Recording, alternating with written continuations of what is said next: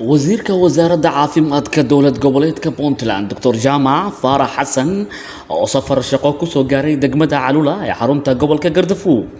ayaa waxa xeebta degmada Calula soo dhaweyn diiran ugu sameeyay mas'uuliyiin ka tirsan maamulka gobolka kuwa degmada caafimaadka iyo qaybaha kala duwan ee bulshada ugu horeyn wasiirka ayaa kormeeray isbitaalka degmada iyo xafiiska maamulka caafimaadka gobolka waxaana uu xariga ka jaray qaybta cusub ee nafaqada caruurta wasiirka ayaa waxa xaflad kooban oo lagu qabtay hoolka maamulka gobolka kulan kula qaatay odayaasha magaalada haweenka dhalinyarada iyo guddiga caafimaadka degmada Dr. Jibriil Suduwaha wasaaradda caafimaadka gobolka Gaardafuu ayaa ugu horeyn soo dhaweeyay wafdiga wasiirka wuxuuna yiri Suduwuhu mudane wasiir waxaan adiga iyo wafdigaaga idinka mahadcelinaynaa kormeerka aad noogu timaadeen gobolka si aad u soo aragto xaaladda caafimaad ee gobolka iyo horumarada laga sameeyay waxaan kaaga mahadcelinaynaa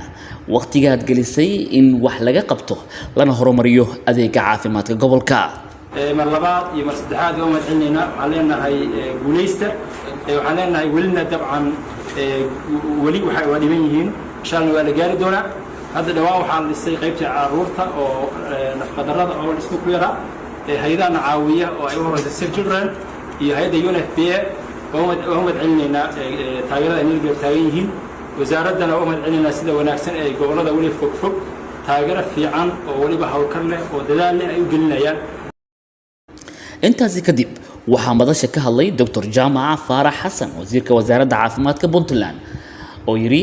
waxaan ku faraxsanahay inaan maanta soo gaaro gobolka Gaardafuu gaar ahaan magaalada madaxdiisa Calula si aan u soo arko adeegyada caafimaadka gobolka iyo horumarka laga sameeyay xarigana ka jaro qaybaha cusub ee lagu soo kordhiyay wuxuu intaasi ku daray wasiirku markaan xafiiska imaaday waxaan gobolka u magacaabay tiim ka shaqeeya si dadka gobolka jooga ugu shaqeeyaan una socdaan una horumariyaan baahiyaha caafimaad ee jira waxaan ku bogaadinayaa shaqada wanaagsan ee laga qabtay dhanka gaarsiinta adeega caafimaadka gobolka